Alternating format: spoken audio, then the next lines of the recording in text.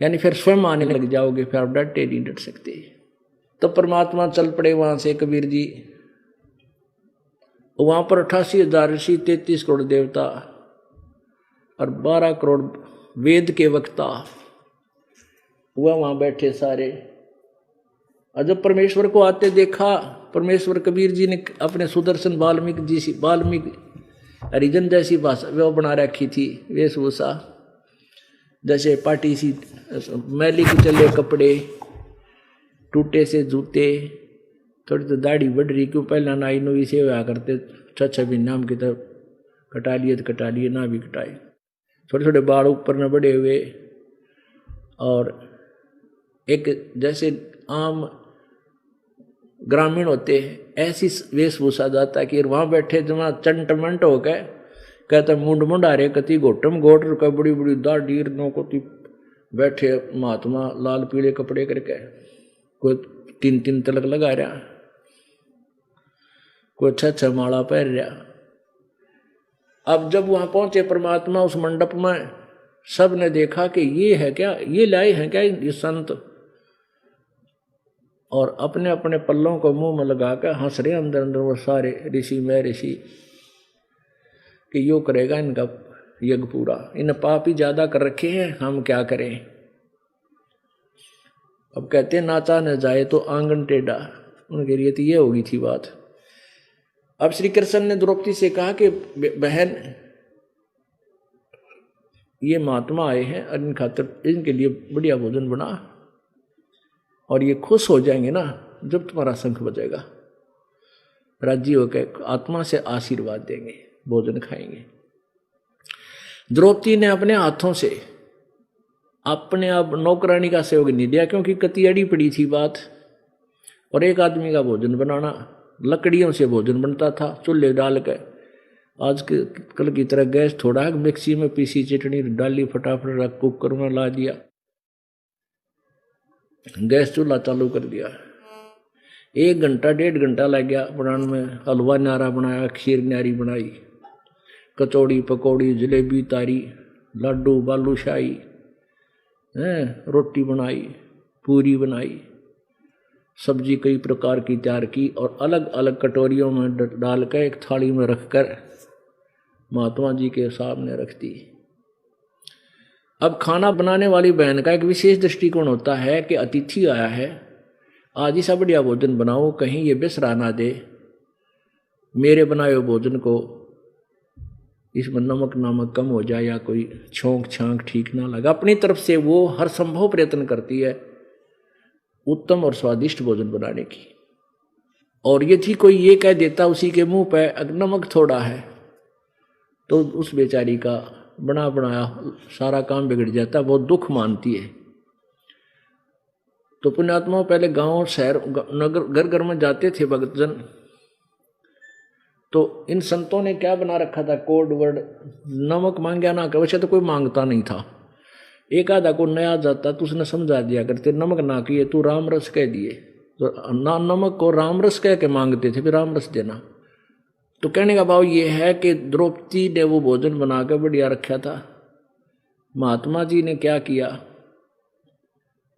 उसने सोचा कि यो मन आज तय न्यारे न्यारे चटपटे भोजन खाओगा, कल फिर मांगेगा कितने लाऊंगा मैं घास फूस खड़ी आदमी, तो इसका आज ही टंटा काट दूं। उसने क्या किया कि थोड़ा थोड़ा आइटम, इनका अनादर भी ना होगा, सारे बना रखे हैं, और थाली में डाल लिए जितना जितना उसने खाना था, और सबको ऐसे रला लिया, खिचड़ी सी बना ली, पकौड़ी भी, कचौड़ी भी, दही भी, बड़े भी, खीर भी, खांड भी हैं, और पूरी पारी के भी टुकड़ी रोटी तोड़ के ऐसा बनाने लग गया।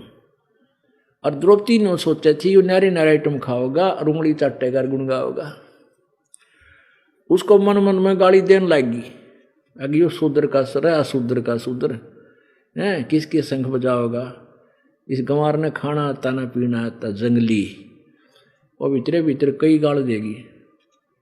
परमात्मा अंतर्यामी थे।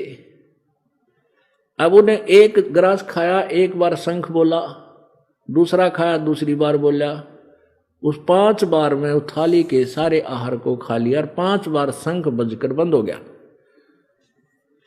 तब युधिष्ठिर आया श्री कृष्ण जी के पास के भगवान बन गई बात है, बच गया शंख। युधिष्ठिर कृष्ण जी बोले ना भाई अभी नहीं बजायो, ये तो भाई अखंड बजेगा बहुत देर तक और स्वर्ग तक इसकी आवाज जाएगी, धीमी धीमी प्यारी प्यारी, पूरी पृथ्वी पर कण कण में आवाज जाएगी इसकी, तब ये यज्ञ पूर्ण होगा। अब माथा पकड़ के बैठ गया युधिष्ठिर कि भगवान अब किसको बुलाना रह गया। श्री कृष्ण जी बोले भाई बुलाना कोई ना रह गया, ये महात्मा आगे ना, इसके वाल्मीकि के बाल सम, ये 3 लोग भी नहीं, इतना समर्थ शक्ति युक्त महात्मा है ये। अपने घर में कोई त्रुटि रही है, हमारी कोई जो है ना सेवा भाव में त्रुटि है, उसने देखेंगे कहाँ त्रुटि रही है। अपने आत्माओं पीछे पावर पूरी आई है और अपना पंखा नहीं चल रहा है तो कोई कनेक्शन में डिफेक्ट हो गया या पंखा खराब हो गया, उसको ठीक करो, फिर पावर तो है ही, तार खड़ी है। तो श्री कृष्ण जी ने कहा कोई गड़बड़ हो रही है, पूछेंगे। श्री कृष्ण जी ने पता था द्रौपदी गड़बड़ करी होगी। द्रौपदी से पूछा कि बहन आपने ये महात्मा जब खाना खावा था कुछ मंद विचार आए तेरे मन में, सच्ची बता दिए, झूठ ना बोलिए, नहीं उतरा काम बिगड़ गया है, ये तो संगवा लूंगा मैं, इसने कर दूंगा, अर्ज कर लूंगा, कर लेंगे इसके आगे। अब द्रौपदी फंस गई, कहाँ जी मेरे से गलती बन गई, मैंने भोजन बनाया था इस दृष्टिकोण से, महात्मा खावेगा उंगली चाटेगा 20 जगह मेरे गुण गावेगा, द्रौपदी ने इतना बढ़िया भोजन बनाया भाई कितना नहीं देखा। 1 घंटे धूमे माख फुड़वाई, इसने सारा काम बिगाड़ दिया, इकट्ठा कर लिया। तो मैंने ऐसे ऐसे वचन बोल दिए, मन मन में कह दिए।